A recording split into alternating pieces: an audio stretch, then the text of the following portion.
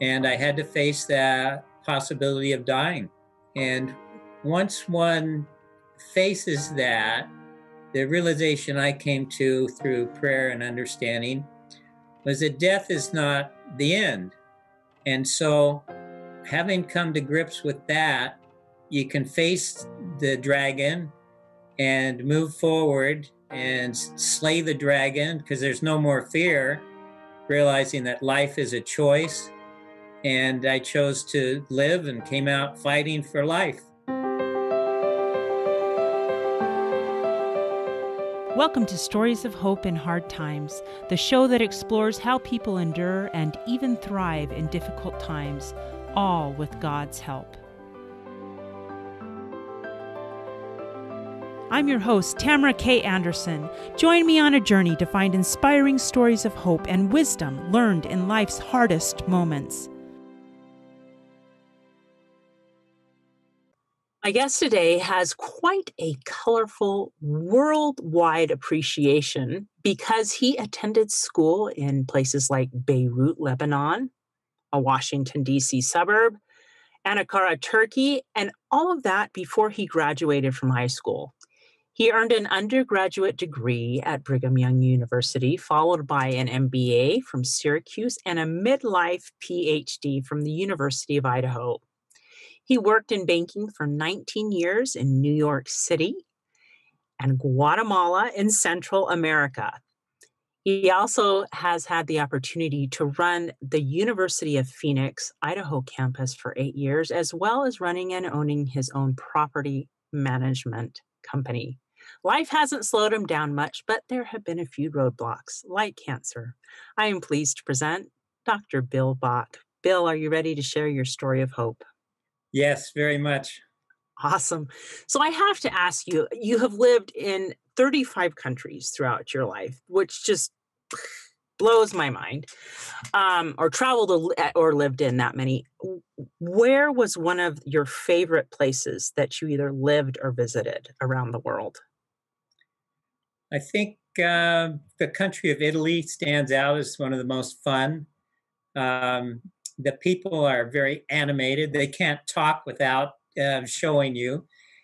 And to watch a traffic jam in downtown Rome and see everybody get out of their car and yell at each other, and they're having fun while they're doing it, and watch this carry on. Then finally everybody's done. They get in their car and off they go.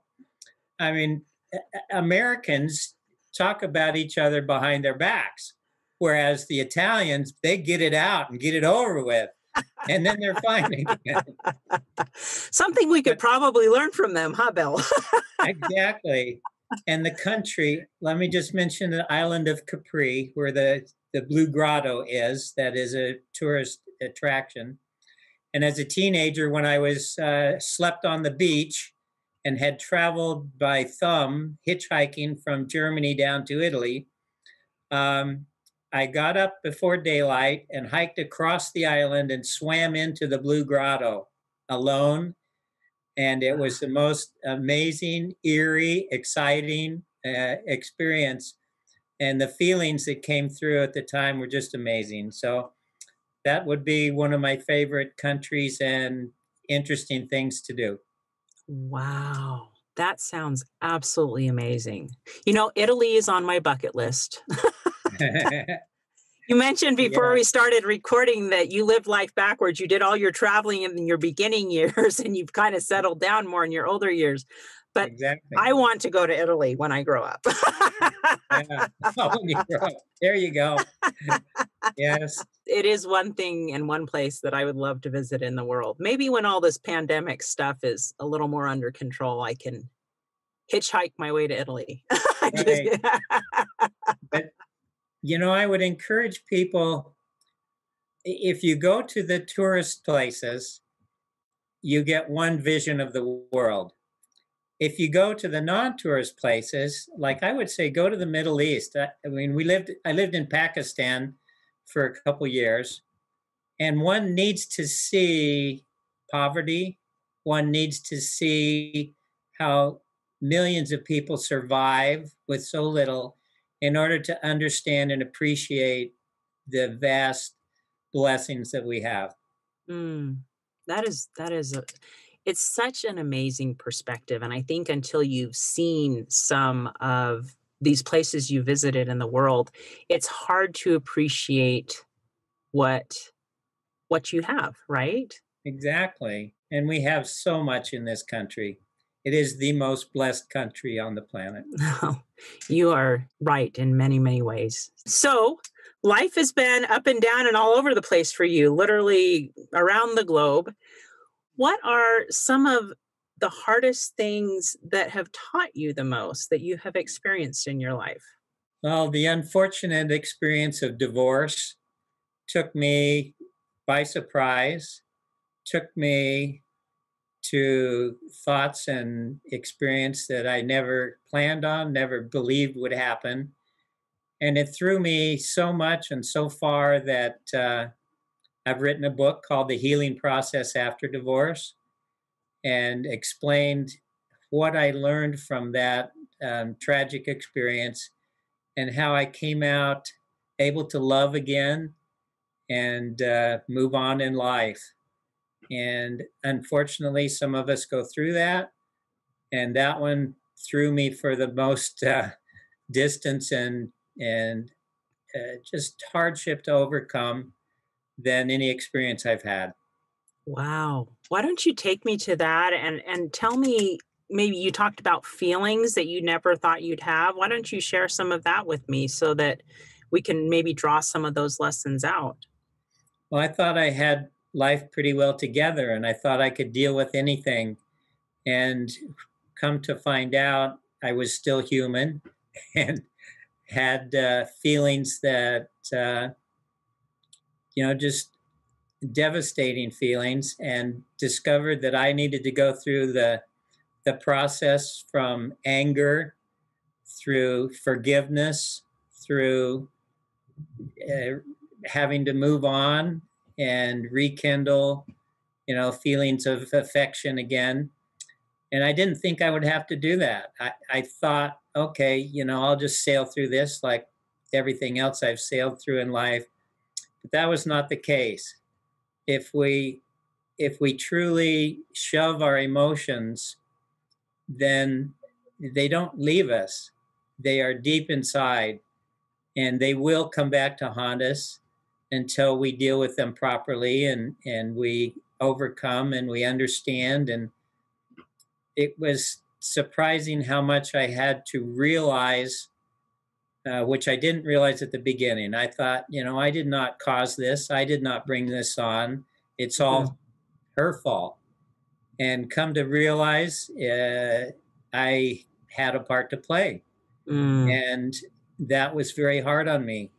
And once I took ownership for the way I had changed, the way things that I missed, and then I was able to forgive others and forgive myself. And that was a healing process that I didn't expect to go through. So I That's wanted to interesting. share that process with others. Absolutely. Let me ask you, how do you think God helped you through that process? Did you feel Him at all as you were going through perhaps the mucky parts of all those emotions? Oh, he's such a huge part. Um, he can help us discover ourselves. And, the phrase, what lack I yet? Mm. If we ask that question, we have to be open to it. He cannot teach us something we're not looking for. And he will help create those experiences in our life that he knows will cause us to look for, cause Mm. us to seek, cause us to reach out to him. And in that process, then the answers come. And they're often answers we didn't want to hear. That's usually how it is, right? I remember once I thought I need to pray for more patience. And Oh, I have learned I don't need to pray for more patience because God is really good about answering that if I ever pray for that. But it's that Right. same concept that he'll teach us when we want to learn. And sometimes we go through a hard time and then we learn perhaps what we needed to learn, even though we didn't ask for it. Exactly. Right. Let me ask you about the healing process, because sometimes when you're hurting Right. and things aren't perhaps going as great as you would like them to go, you're feeling discouraged, you're feeling depressed. What were some of the key things that you found helpful in healing? If we fight that process and we fight the healing with an attitude, this shouldn't have happened to me, it's not my fault, I just want to get over it, we're probably going to miss the opportunity of learning what we need to learn. Mm, And so being open, seeking to know, and then taking on that which we need to learn and make the changes in our life, then the healing comes much more quickly. We get through it and we move on. mm. Now, what did that process look like for you? How were you able to have those discussions with God and really pick up on what He was trying to teach you, I guess, through the process? Getting in the right frame of mind and listening, and in asking, realizing that the answer is probably isn't going to come in that moment. Mm, We may have an inkling, but as we go through the days and the weeks and the months following the seeking, then we are taught in the ways that we learn the best. And what were some of the ways that you felt God helped teach you the best? Like what is the way Dr. Bill learns? right. Well, I'm a nature guy. I love Uh-huh. being in the outdoors. I climb mountains, I hunt and fish, and just love the outdoors. And so God would teach me through nature. And one day, a rather devastating event, very early on and before the divorce, when she was pulling away and changing, and I was resisting and hanging on. I actually came around a corner on a road, and there were two dove, and dove mate for life. I don't Mhm. know if people know that.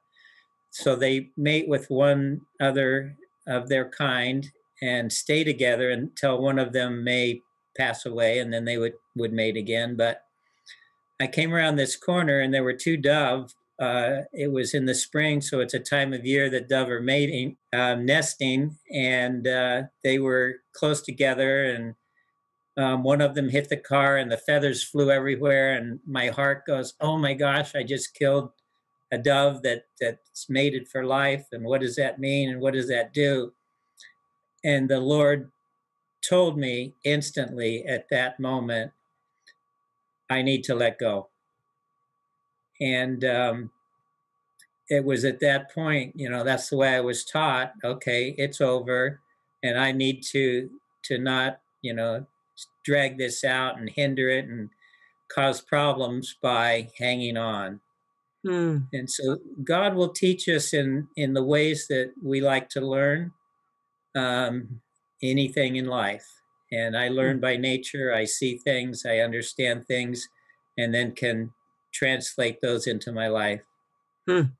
That's beautiful. I love how individually God created that little lesson for you, Yeah, you it's know? amazing. Yeah, Well, and yeah, it shows how well he knows you, yeah, exactly. and he knew that this was a lesson that you could learn in this particular way. Yeah. Right. So it shows us God's love. Yeah. Did you feel his love for you through that lesson? I cried and then I felt, yeah, Oh, that's so sweet. yeah. Amazing. Oh my goodness. So, what other lessons do you teach in this book of yours that about getting through divorce? Obviously, having God help you through the process and watching for how he teaches you in your own individual way and being open to ask the right questions and listen for answers. What other tips can you share that helped you get through that divorce and learn to love again? I think being willing to take risks, to move into areas that are uncomfortable for us, areas that we may not be ready to go. I went to various singles organizations of actually different denominations. Mm-hmm.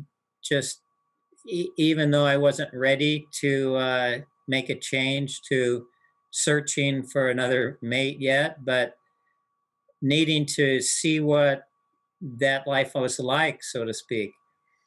And I went to a particular meeting in Salt Lake one day, a church meeting, and there were a couple hundred singles there attending church. And what I noticed, especially in Sunday school class and the time for discussion, how down they were. Mm. And this is kind of a group analysis, but predominantly they were depressed and they had lost the light was gone out of their eyes and they were not seeking, they were stuck. Mm. And I took that experience and felt very cold and realized, I don't want to end up that way. That's not what's in it for me. I've got to learn how to change and seek again and love again, because I have a lot of life left. And I think living it with a soulmate is an amazing experience. Sure. That I treasure, and wanted the Lord's help in getting through where I was at and getting to where I needed to go. So that was an experience that taught me, okay, there's got to be another way here, and I will find it one way or another. So, yeah. It was almost like you needed an example of what you didn't want. You didn't want to get stuck. Right. But sometimes I think we fear the unknown, Exactly. and so sometimes we're willing to stay stuck because what's around the bend could be new and different and scary. Exactly. So is your did you find the same advice to be true? Is just turning to God and talking to him about, I don't want to get stuck and help me to get through this? Or what did you do so that you didn't have that same challenge of being stuck and not being able to heal? Well, asking the question, what wouldst thou have me do? In the situation that I'm in, knowing where I want to go, what wouldst thou have me do? And then be open, for the next days, weeks, period of time, and see what impressions come and repeat. And so I had the impression, you need to go to these events. There were single events where there were speakers and classes and activities, and I went to those and found a lot of the same kind of attitude and people that I had seen before. But occasionally there would be someone with light in their eyes, and they would be on interesting to be around, and you could tell that they were different. And those are the people that I would talk to and listen to and grow from and be willing to go in the directions that they went in. And a lot of that has to do with accepting my part in things and overcoming that. Wow. It took almost, I'm sure it took a lot of courage to re-enter the singles scene. Exactly. Right? Yeah, actually, you have no choice because you're single, but you begin to interact. Yes, that took a major decision. Did you have to kind of talk yourself through it in your mind? Like, okay, Bill, come on, you can do this, or anything Exactly. like that? I mean, I'm curious what your process was to be able to kind of pep yourself up to do something that was probably way out of your comfort zone. It comes back to discovering one's place with the Lord Mm, and saying, okay, should I be single the rest of my life?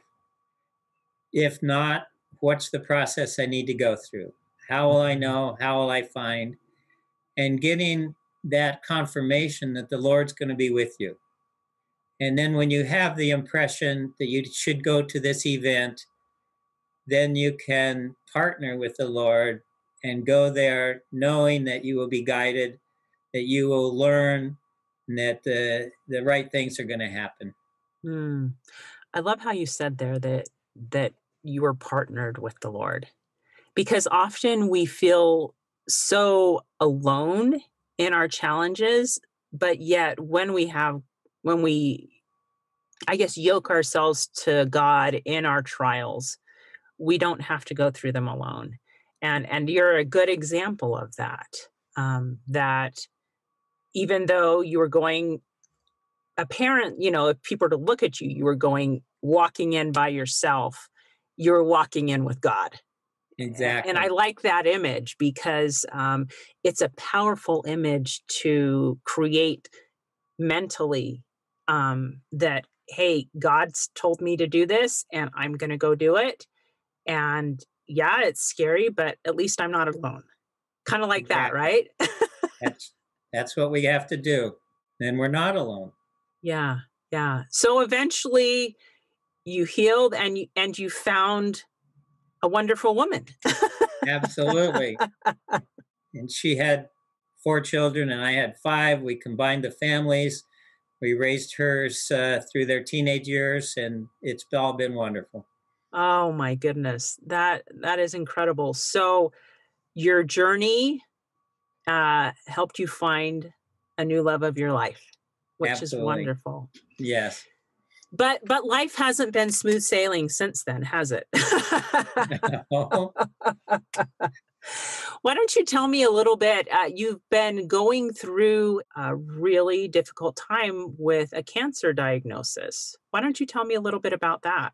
Well, to explain it well, I need to talk about how it kind of came about. Please do. And I started not feeling well in various ways and feeling weaker.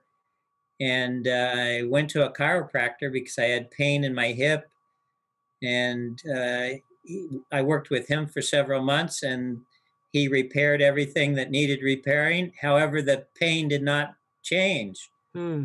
And so he was baffled, and he suggested I go to, an MD, and I did that. And in the over the months that various diagnoses were attempted, I had to walk with a cane and then with crutches, having to use a wheelchair, Oh and my. then from wheelchair, pretty much bedridden, and 30 some blood tests and bone scans and all kinds of scans and imaging done.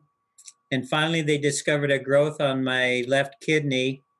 They called it a lesion. And then they could diagnose and biopsy that and determined that I have a disease called lymphoma. Now, why don't you tell me what lymphoma is for those of us who don't know, so that we can understand what it is, what it looks like, and all of that? So, lymphoma is a form of cancer, but it's a cancer of the blood. Hmm. And because of that, it's in the entire body. And when they talk about, can you get over this? Can it be cured? The answer is no. Lymphoma is not cured, but it can be put into remission, meaning that you're not feeling the effects of it, even though it may be rather dormant in your body and can come back alive. And a better detailed definition would be your white blood cells go overactive and they are actually being created by the marrow in a malignant state, meaning that a portion of them are dangerous and overactive, and they can't discern between a disease in the body that they should work on versus a regular red blood cell. So your white blood cells are now attacking your red blood cells and killing good things in your body voraciously, to the point that you're now in danger of having lack of the good things that you need in your blood because these white cells are wiping it out. Wow. So they treat it with chemotherapy, which goes in and kills a lot of your white blood cells down to the point that the red blood cells are now not in danger, and your body starts to adjust and your marrow starts producing more proper ones. And over a period of 6 months of monthly infusions, they can get it into remission. Wow. So tell me, I know chemotherapy is quite hard on the body. What has this looked like for you? Been really interesting because from what I had heard about chemotherapy, I actually felt it would be more comfortable to just die from cancer than to put up with chemotherapy. So I had to be converted to At least you're honest, Bill. the possibility that chemotherapy might not be as bad as I had anticipated. Come to find out, as soon as I got that first treatment, within days, I felt better than I did having the lymphoma running rampant in my body. Really? So that was a pleasant surprise. And I could tell right away that it was working. And within a week, I had less pain in my hip. And I knew that it was having a good impact in the right way in my body. So I became friends with chemotherapy quickly and can now say really good things about it. It's not to be feared. It takes a 5-hour infusion, which is not painful. You just rest during that process. And then several days after is your low point, where it's starting to have its major impact on the body. And I felt fatigued, low on energy, but I never felt nauseous, which is often a side effect. And they gave me various medicines to counteract the side effects without disrupting what the chemo is doing. So altogether, I've been able to do a lot of things, remain fairly active, can get around, and get around a lot better than when I was on crutches or wheelchair. I'm walking without any assistance, and I'm doing physical projects and doing well. Wow. Wow. So, what are some of the lessons that you feel you have learned so far from lymphoma? Well, let's get the hardest one out of the way first. Let's do. Let's do. When I hit the bottom and I couldn't walk, and I had to pull myself out of bed on a rope that was stuck in the window, and the window closed so I could pull on it. Oh my. I actually had to face the idea that this may just keep going down. This was before I was on chemo and before they knew what it was. And I had to face that possibility of dying. And once one faces that and realizes, the realization I came to through prayer and understanding was that death is not the end. Death is actually a new beginning. And it's a beginning in a pretty exciting way that we can't even comprehend. And so, having come to grips with that, then you can face the dragon and move forward and slay the dragon, because there's no more fear. And with the help of the Lord, start regaining and building that mental attitude, realizing that life is a choice at that point. And I chose to live and came out fighting for life. Mm.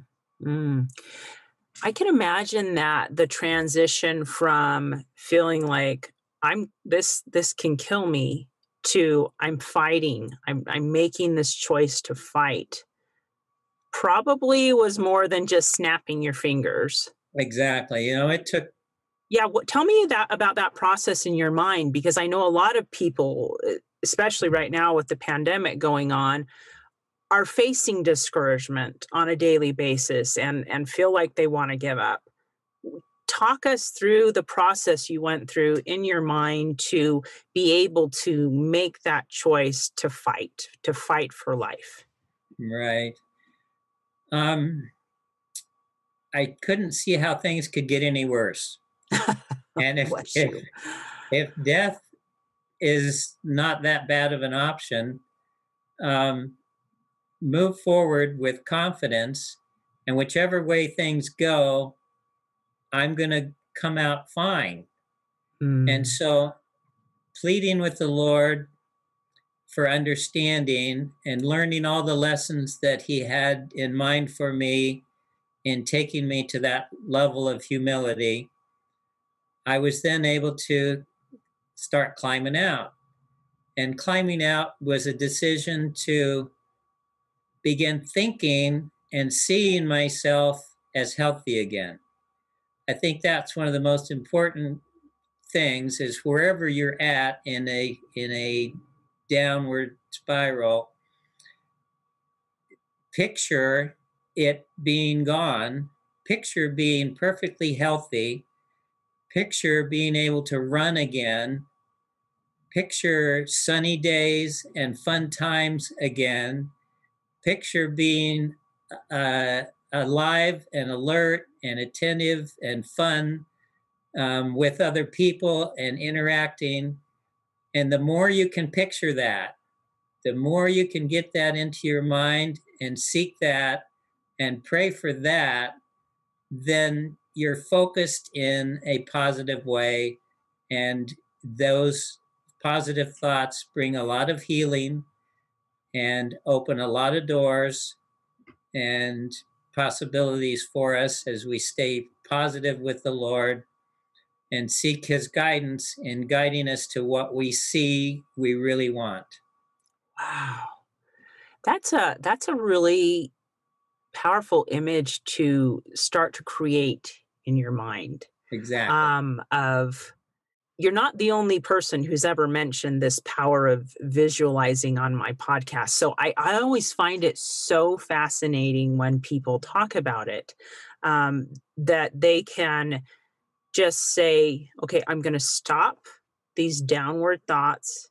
I'm going to start thinking about how I want it to be. Exactly.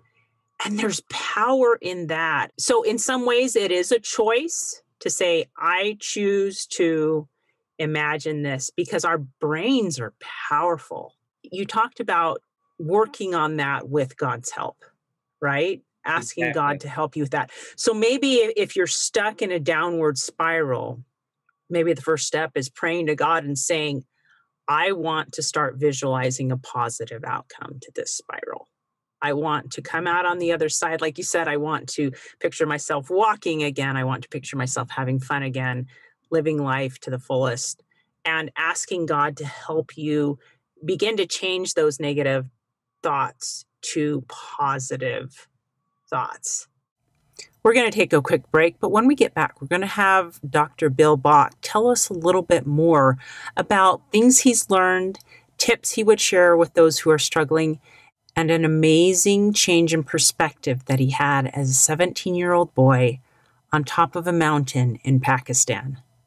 Hi, this is Tamara K. Anderson, and I want to share something special with you.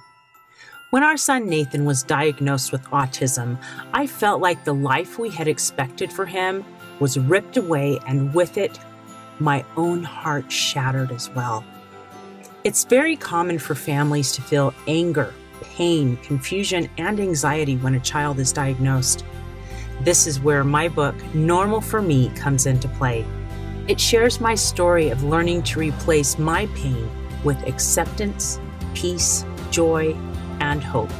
Normal for Me has helped change many lives, and I'd like to give this book to as many families as possible. We've put together something I think is really special. My friends and listeners can order copies of my book at a significantly discounted price, and we will send them to families who have just had a child diagnosed with autism or another special needs diagnosis. We will put your name inside the cover so they will know someone out there loves them and wants to help. I will also sign each copy.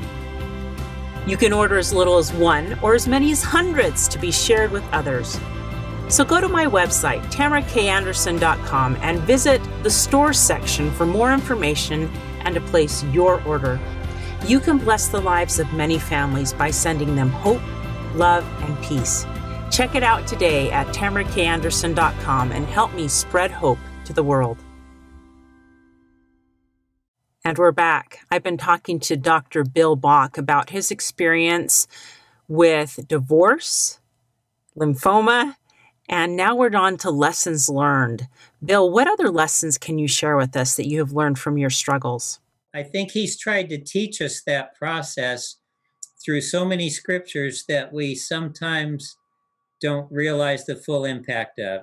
Seek and ye shall find. Knock and it shall be opened unto you. We have to start the process. He will then open the door that we knocked on. I never thought about visualizing with that scripture before, but that's a really good way to think about it. It's us saying, I'm going to knock. Yeah. I'm going to say, I need to stop this downward spiral, and will you please open the door and help me do this? That's beautiful. And if he doesn't answer the first time we knock, we don't conclude that he's not there. We knock until we get an answer, because sometimes we're not in that position of being humble enough to accept what's on the other side of the door. So knock again, and there will be an answer. That I can promise, and that he has promised.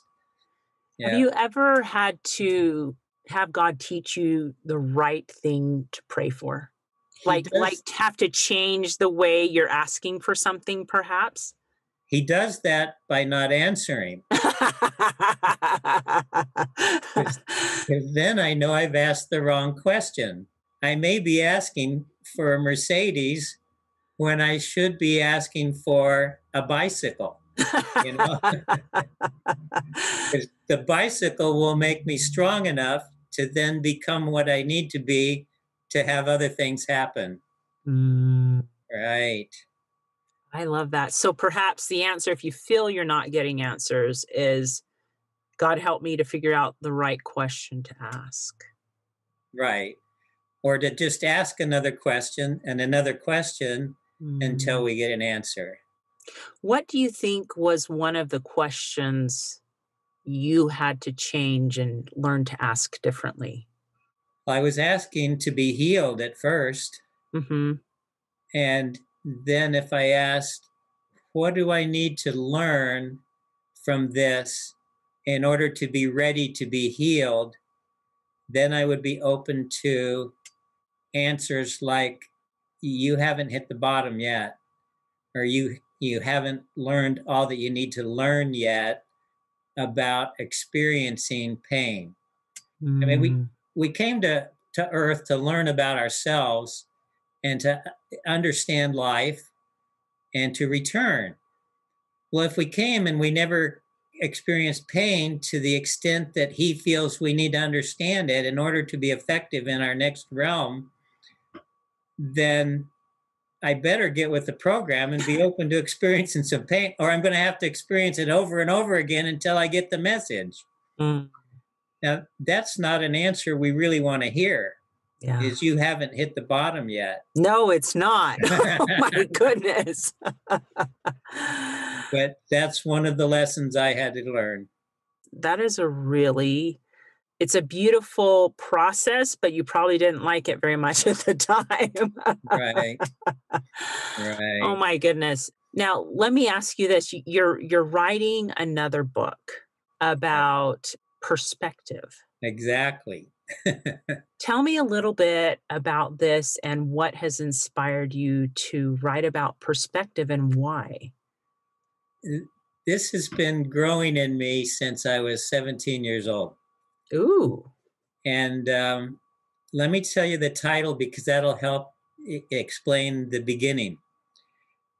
Perspective, and then the subtitle of The Greatest Determinant in Your Life. Now, we Christians know who the greatest determinant in our life is, and that's the Savior. Correct. But our perspective of knowing that that the Savior is a belief. And we have lots of beliefs in our lives, limiting beliefs that hold us back, and that's why we get stuck. We Mm, talked about singles that are stuck because they're not open to changing and moving on. We get stuck by limiting beliefs all the time. yes. And we tend to believe that our experience in life is reality. And it is, it's our reality. And then we base our beliefs on what we experienced. And that's the only reality we are willing to accept until or unless something shakes us out of that or we're open to a new possibility. And that usually occurs with things like lymphoma or Yes. divorce. Yes. Our trials cause us to question how this could happen. And when we start asking those kinds of questions and learning from those answers, then we can be open to a new belief, which is a new perspective. So at age 17, I was in the country of Pakistan where my father was teaching school. And I think he wanted my sister and I out of the house for a while because he was just getting into his new job there. He arranged for my sister and I to travel with a Pakistani couple to a mountainous region that was totally incredible in the foothills of the Himalayas. Wow. And we went by Jeep on a one-way uphill the first half of the day, and then you park because the Jeeps coming down are going down the other half of the day because Oh. the road is so narrow and so treacherous. Anyway, long story short, we get to a way station, we'll call it, at the summit at 12,000 feet.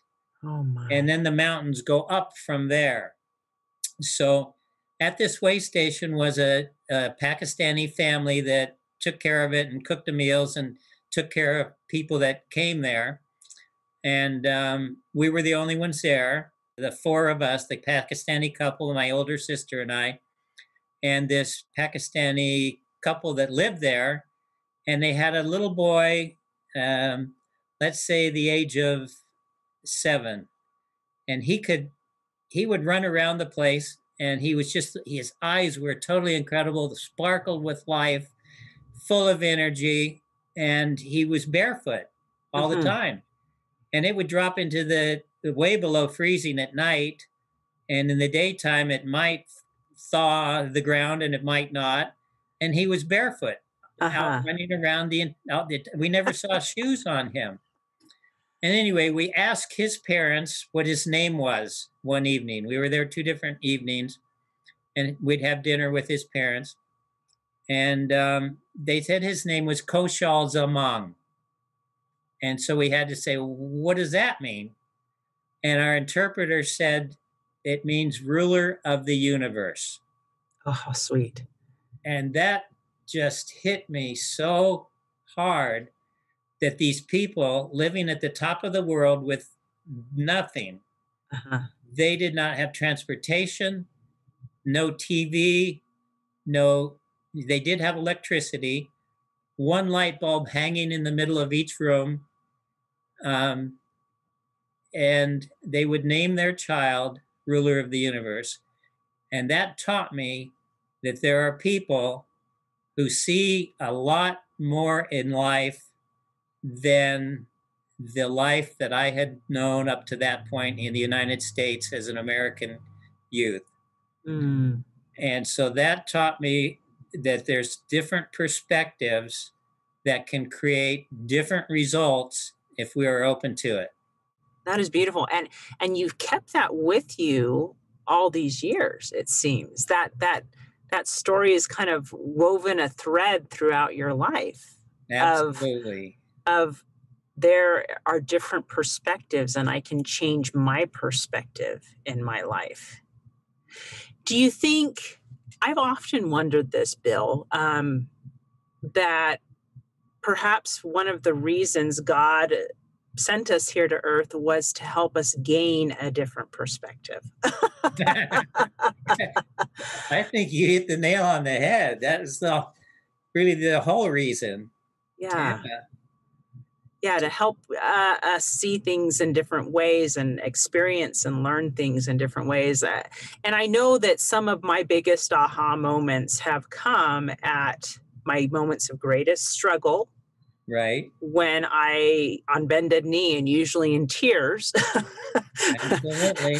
have had a heart-to-heart conversation with God where he teaches me something and it changes my perspective. And it sounds like you've had several of those instances in your life too. Right. You would think I would get better at learning without having to have the trial quite so drastic.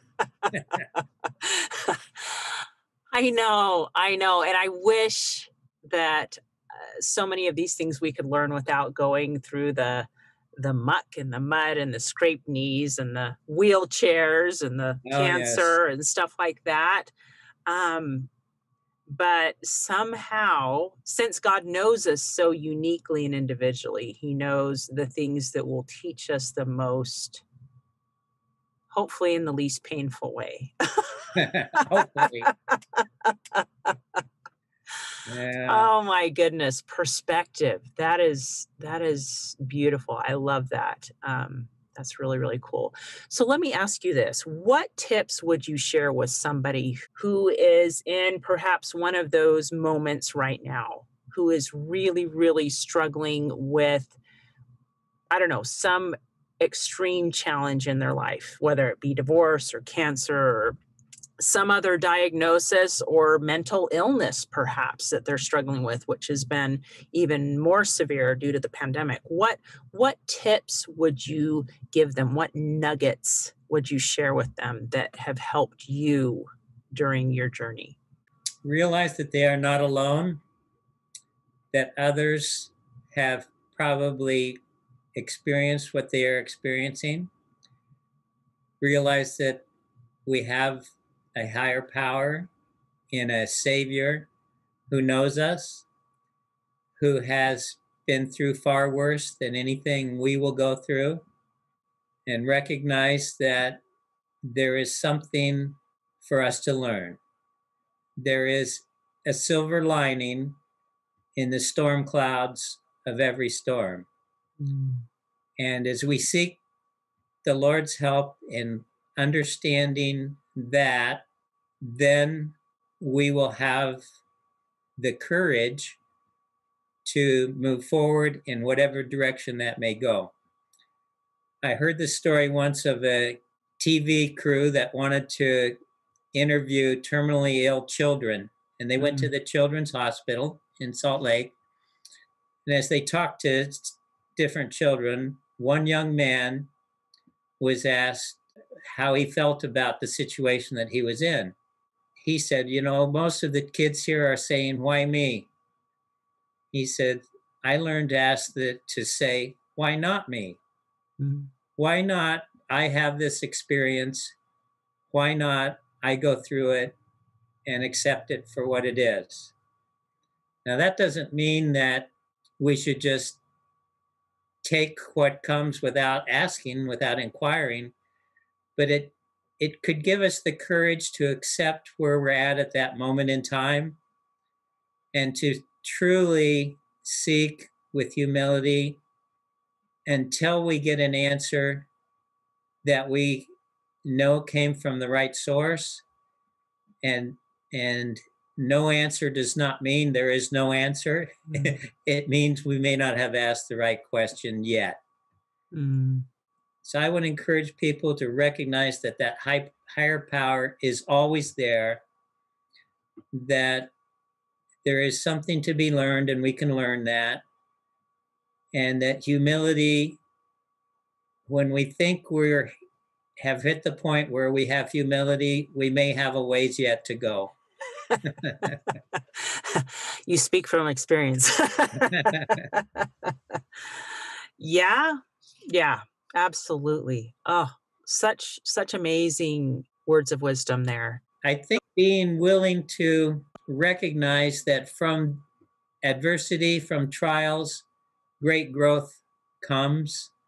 One of the phrases that came to me in writing The Healing Process After Divorce is, don't give me sympathy during the trials of my faith, because from them I will grow to new heights and understanding that before I could scarcely understand. That's really profound. I Thank like that. you. I like that a lot. And it's true that often we rebound better and stronger than we went into the situation. It Correct. sure is hard when we're down at the bottom. Hang on. That's right. Hang on. You'll come rebound better and stronger. I love that. I love that so, so much. So let me ask you, Bill, through all your ups and downs, has there been a Bible verse that has come to mean a little more to you, that has spoken to you? There are many. I Mm, think John 16:33 is the one I would go to, where the Savior is being quoted by John as having said, in this world you will have trouble. We get that, mhm, but take heart. And he says, I have overcome the world. And because he has overcome the world, and he has his hand out to us, with that hand and with the price he has paid, we too can overcome mm, because of what he has done for us. That's our hope. That's our faith. That's our knowledge. And that will happen. mm. It's such a comforting scripture when you are in trouble, right? To know that don't give up, right? Exactly. Yeah. Have hope, have faith that God has overcome it, that Jesus Christ has overcome it, but that if you're yoked with him, he can help you overcome as well. He can help you overcome any trouble. Right. That is a powerful verse of hope. Oh my goodness. Thank you so much for sharing that. Dr. Bill, there are going to be people who have listened to your story today. Maybe they've had a divorce themselves, or perhaps they're going through cancer, who will want to reach out and connect with you. How can they find you online, or how can they find your books? Would you mind just sharing that with us? Yeah, I think the easiest way will be just click on Facebook and then type in author William Bach, Bach, and it will have my previous book, The Healing Process, which would actually work with any kind of healing, separation from a loved one, a death, a divorce, or, to getting over something really hard. There's just a lot of positive affirmations and ways of overcoming difficulty. You have a website, right? I have a website, also would be found by searching author William K. Bach Jr. in that case, but I think they would find it with the William Bach also. Awesome. And then there's links to Amazon to find the books. Wonderful. And what I'll do is I will put all these links in the show notes so that people can find those a little more easily. Awesome. Thank you. You're welcome. Bill, thank you so much for being willing to dive into perhaps some of the not so fun parts of your life so that you could share visions of hope with others and give them that just that glimmer that even though things may be on a downward spiral, that by changing their perspective and by pleading to God for help, they can pull themselves out of that downward spiral and have hope in the future again. This has been just such a powerful interview. Hey, thanks so much for listening to today's show. If you like what you heard, subscribe so you can get your weekly dose of powerful stories of hope. I know there are many of you out there who are going through a hard time, and I hope you found useful things that you can apply to your own life in today's podcast. If you would like to access the show notes of today's show, please visit my website, storiesofhopepodcast.com. There you will find a summary of today's show, the transcript, and one of my favorite takeaways. You know, if someone kept coming to mind during today's episode, perhaps that means that you should share this episode with them. Maybe there was a story shared or a quote or a scripture verse that they really, really need to hear. So go ahead and share this podcast.